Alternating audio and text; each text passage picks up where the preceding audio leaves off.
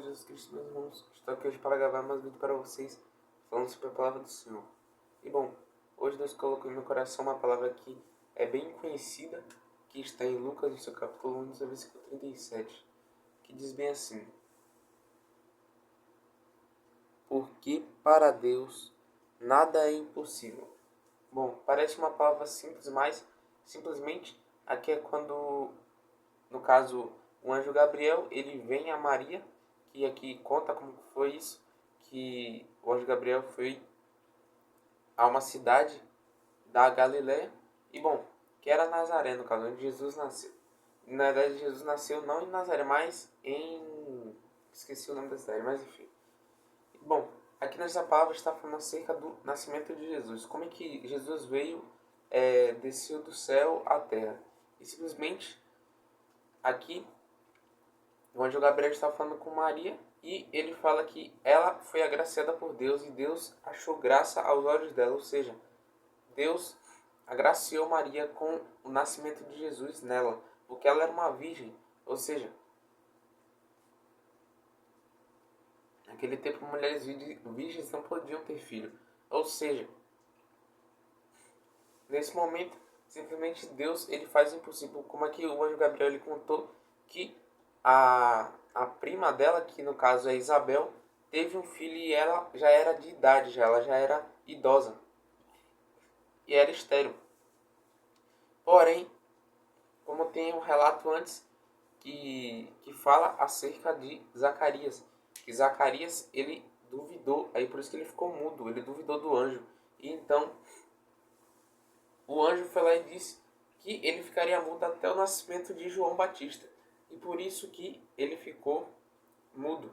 E bom, por que que nós temos que prestar atenção nessa palavra? Nós temos que prestar atenção nessa palavra porque simplesmente Deus ele realiza o possível até quando nós não acreditamos. Porque como ali no caso Zacarias é isso mesmo, Zacarias, como aqui está escrito, ele disse, ele duvidou, mas mesmo assim a promessa se cumpriu, porque é Deus quem cumpre. Quando Deus cumpre, ele não, independente de suas dúvidas ou não, se você acredita ou não, ele vai cumprir. E ele cumpriu na mulher de Zacarias, que era Isabel, a promessa que ele tinha de que iria nascer um filho a eles. Ou seja, Deus ele não falha, assim como ele fez com que Jesus nascesse a uma mulher virgem, que no caso era Maria, assim ele também pode realizar as promessas da sua vida.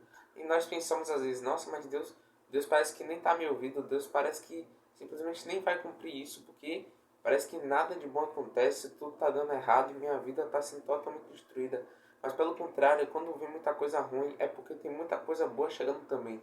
Porque Deus, quando ele fecha uma porta na sua casa, não quer dizer que ele vai deixar um monte de porta fechada, mas sim que vai abrir várias portas depois. É como se Deus tirasse um carro seu, como se fosse tirar um Fusca de você para te dar um Camaro novo. Ou seja, Deus ele tira as coisas da gente, as coisas que a gente achava que era bom e dá algo muito melhor pra gente. Coisas que a gente não pode nem imaginar, que a gente nem imaginava. Por exemplo, eu tenho um testemunho aqui que eu esperava ganhar um computador totalmente, um computador normal, usado. Eu queria um computador usado. E eu tinha uns 12 anos lá, e eu tinha esse desejo assim. E naquela época eu não buscava Deus igual hoje, mas enfim.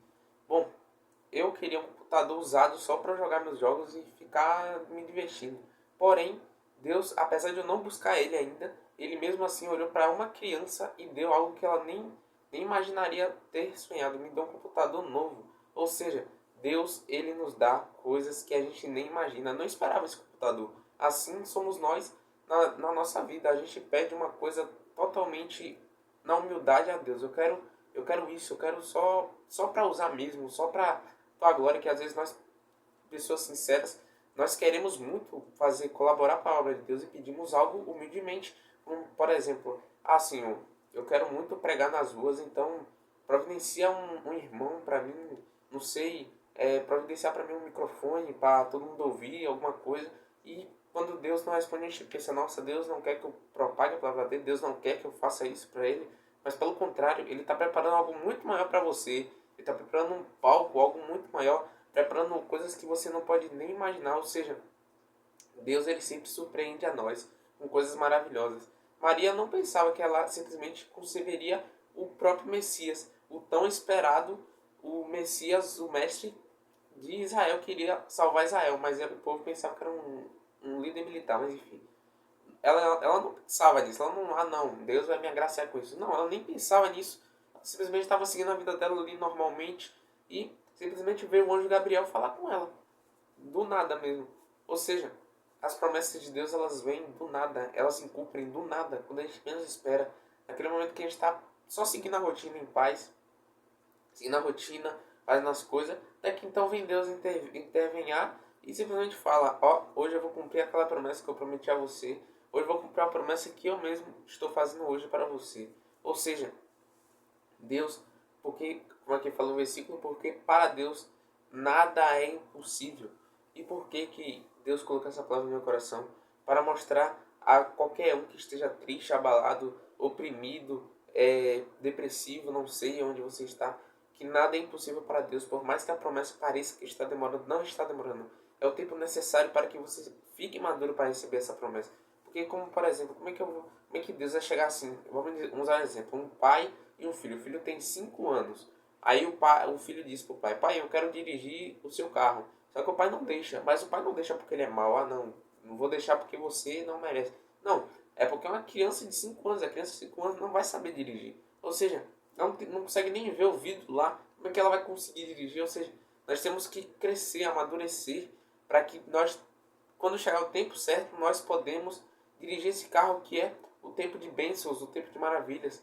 Ou seja, Deus, ele pode até parecer que está calado, que não está falando nada, que simplesmente o céu está de bronze, que é uma expressão que parece que Deus não responde, que Deus nunca está aqui, mas na verdade ele está trabalhando no secreto.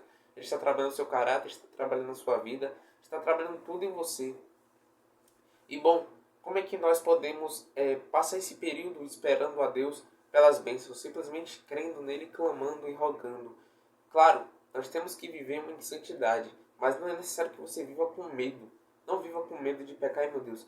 E se eu ficar vivendo aqui, se eu ficar perto de um amigo, tudo bem se afastar de pessoas que simplesmente podem fazer você se escandalizar. Mas não quer dizer que você vai cortar direto, porque você pode ter a oportunidade de evangelizar seu amigo. E bom, nós não devemos ter medo de pecar, medo de... Não estou dizendo que você não deve ter medo e você vai lá pecar, não. É você não ter medo de pecar porque você não vai pecar. Jesus, por exemplo, ele ficava com medo de pecar? Não. Ele não tinha medo de pecar porque ele sabia que ele não ia pecar. E não é um negócio de prever o futuro. É algo de você ter a certeza de que você vai conseguir sim se tornar irrepreensível e também santo. Pessoas maduras e irrepreensíveis. Ou seja, o que é ser íntegro, maduro e irrepreensível? Não é que você nunca mais vai errar. Isso é impossível para a gente, porque o pecado é inerente a nós. Mas que você agora está maduro para entender tudo que Deus quer. Não é a perfeição, mas sim a sua constância. Todos os dias você está ali buscando Ele, buscando melhorar o seu caráter, mas não você sozinho, mas sim você e Deus. Ou seja, Deus, ele não quer filhos que sejam perfeitos. Claro, a perfeição é algo que é diferente de ser literalmente perfeito. Não é 100% nunca mais pequei. Mas sim ser 100% constante e fiel com Deus. E simplesmente fazendo isso, sendo fiel, constante, rogando, clamando a Deus todos os dias da sua vida, você vai ver que Deus, ele vai sim falar com você, pois ele sempre está falando. E sempre está falando quer dizer que ele nunca para de falar, até quando você dorme. Não, não é assim não. É que quando naqueles momentos em que você está simplesmente quieto e você está em silêncio, é que ele fala. No momento que você está sensível, naqueles momentos em que você está ali, aí do nada vem uma voz e diz, não, não faça isso. É porque Deus está dizendo, não, não faça isso, porque você vai pecar, vai se escandalizar, então melhor não. Então é melhor você não fazer. Isso vai colaborar também para que você escute mais ainda a Deus. Ou seja, comece nos pequenos exercícios, pequenas coisas, falar com alguém, julgar alguém, rir de alguém. Aí Deus diz, não, não faça isso, e você não faz. Isso colabora para que você fique mais sensível ainda para Deus e obedeça mais ainda a Ele. E isso que colabora para que você ganhe intimidade com Deus. Ganhar intimidade com Deus não é um negócio que você ganha no ponto, mas sim algo que você vai construir uma relação com Deus. É algo que vem com o tempo, é construído. Ou seja, o nosso foco, meus irmãos, não é simplesmente ir, nós somos cristãos para ser salvos. Não. Você, na verdade, é cristão porque você já foi salvo. Ou seja, tudo que nós fazemos agora, tipo assim, pregar, ajudar alguém, fazer as boas obras, não é porque é para você ser salvo, mas sim como um fruto da sua salvação. Ou seja, a salvação ela não é o fruto. A salvação ela é a raiz da árvore. Ou seja, se você sabe que você já é salvo, então você vai produzir os frutos automaticamente. Ou seja, os frutos vão sair, ou seja, você vai começar a tratar as pessoas bem, vai falar da palavra de Deus, vai falar sobre a salvação, falar sobre o sacrifício de Cristo e, bom, falar também essa mensagem que eu estou falando. Não estou falando que é obrigado você falar, mas também pode falar sobre essa palavra que porque para Deus nada é impossível. Se nada para Deus é impossível, então inclusive essa situação ruim, essa opressão, tudo que você está passando agora, tudo isso é nada para Deus, pois ele em um estalar de dedo, pum, ele resolve tudo.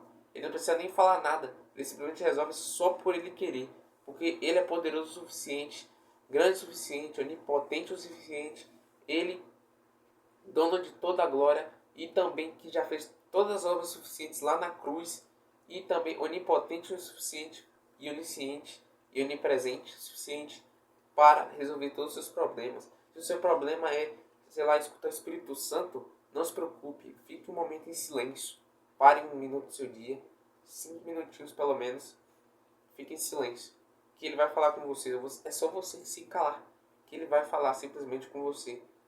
Porque Deus, ele não quer que você faça, ai meu Deus, faça isso, faça aquilo, senão você não vai me escutar, não. É só você parar um pouco e escutar, porque o Espírito Santo, ele habita em você.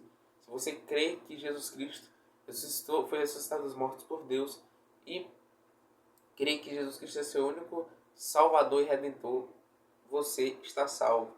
E todo aquele que crê em Jesus Cristo já tem o Espírito Santo. Ou seja, o Espírito Santo, ele já habita em você, é só você escutar ele. E para escutar ele com frequência e constância, é só você prestar atenção nos nãos, nas repreensões, nas correções, que você vai se tornar tão sensível que você vai falar com o Espírito Santo normalmente igual eu falo aqui com você. Porque Deus não é um Deus que você fala, ah não, só falar uma palavra, vai falar outra. Não, você conversa com Deus normalmente. Ou seja, e bom, esse foi o vídeo, meus irmãos. Eu espero que Deus tenha ajudado vocês, não eu. Espero que tenha entendido a mensagem que para Deus nada é impossível. E bom, Deus abençoe a sua vida e até o próximo vídeo.